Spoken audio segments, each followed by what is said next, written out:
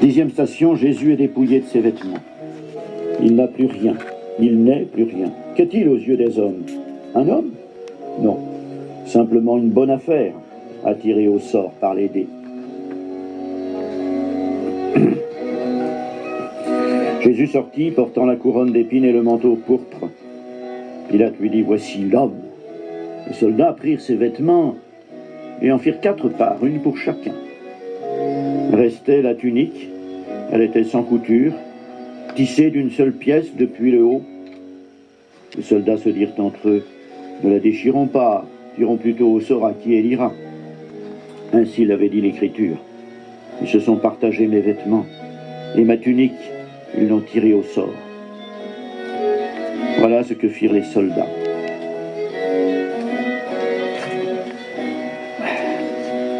Kyrie Christe, Kyrie eleison, Jésus Maître et Seigneur, gloire humiliée par amour pour les pécheurs.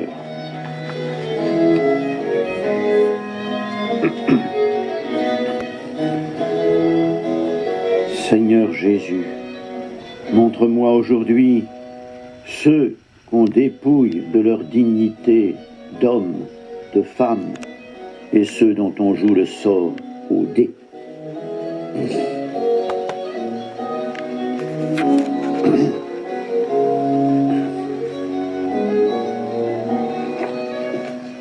Onzième station. Jésus est cloué sur la croix.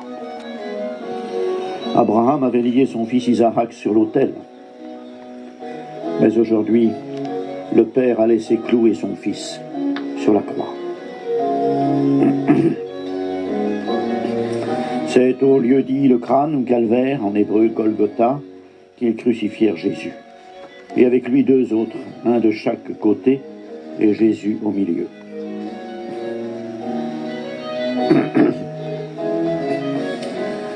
Si la souffrance t'a fait pleurer des larmes de sang, tu auras les yeux lavés. Alors tu pourras prier avec ton frère en croix.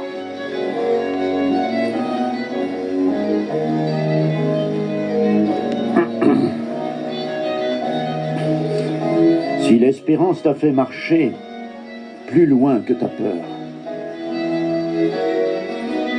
tu auras les yeux levés. Alors tu pourras prier et tenir jusqu'au soleil de Dieu.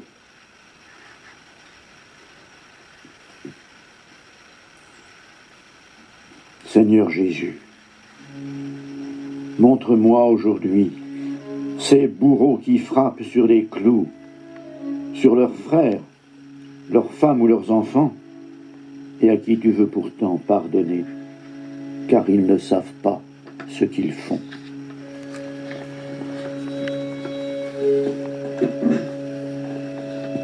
Deuxième station, Jésus meurt sur la croix. Près de la croix de Jésus se tenait sa mère avec la sœur de sa mère, Marie, femme de Cléophas, et Marie-Madeleine. Jésus, voyant sa mère, et près d'elle le disciple qu'il aimait, dit à sa mère, « Femme, voici ton fils. » Puis il dit au disciple, « Voici ta mère. » Et à partir de cette heure-là, le disciple l'a pris chez lui.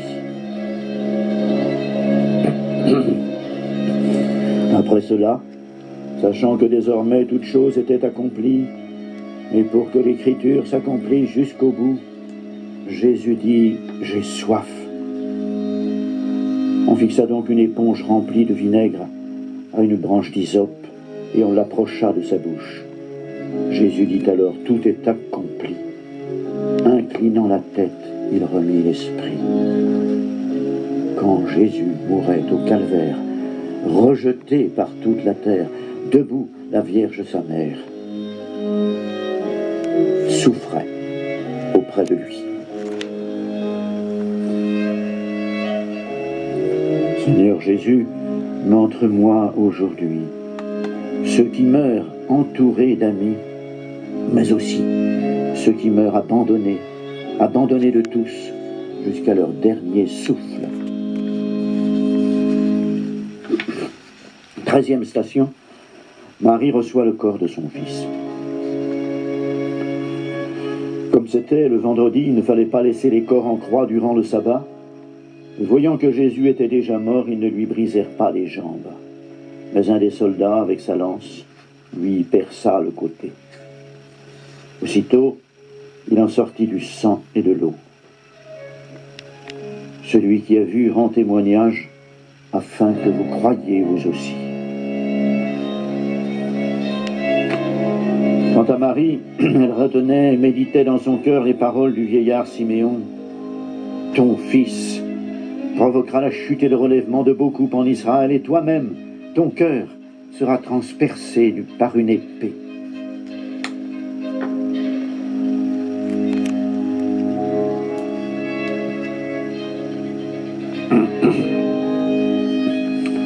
Marche avec nous, Marie, au chemin d'espérance. Heureuse, toi qui crois d'une absolue confiance. Première en chemin, brille ton espérance. Seigneur Jésus, montre-moi aujourd'hui Marie, ta mère, et tous ceux qui, comme elle, s'efforcent d'accompagner les mourants et les familles en deuil jusqu'à leur dernière demeure.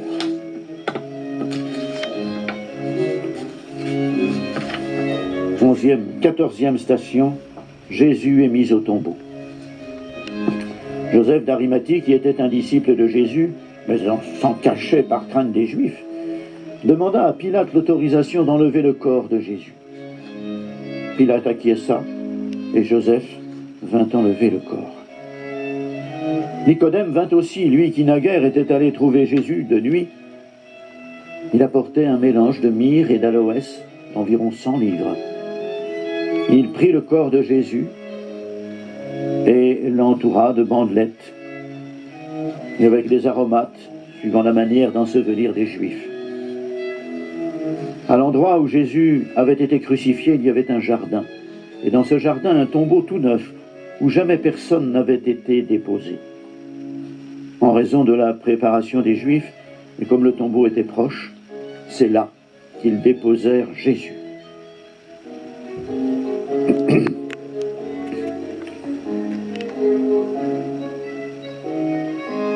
Au pas de nos déroutes, aux nuits de solitude, c'est toi qui meurs sur nos croix. Seigneur Jésus, montre-moi aujourd'hui ceux dont l'office s'accomplit auprès des tombes et dans les cimetières pour accompagner les familles, les défunts, dans leur service funéraire.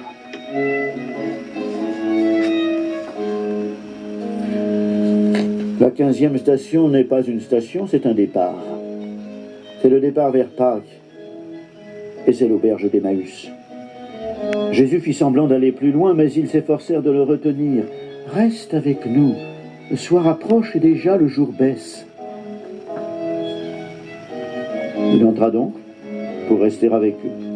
Et quand il fut à table avec eux, il prit le pain, dit la bénédiction, le rompit et le leur donna. Alors, leurs yeux s'ouvrirent et ils le reconnurent. Mais il disparut à leur regard. Alors ils se dirent l'un à l'autre, « Notre cœur n'était-il pas tout brûlant en nous quand il nous parlait sur la route et nous ouvrait les Écritures ?» À l'instant même, ils partirent et retournèrent à Jérusalem pour raconter ce qui s'était passé. Reste avec nous, Seigneur, quand vient le soir. Au repas de l'amour, nous t'avons reconnu, Jésus ressuscité, Dieu présent, Dieu caché. Reste avec nous, Seigneur, quand vient le soir. Reste avec nous, Seigneur, il se fait tard.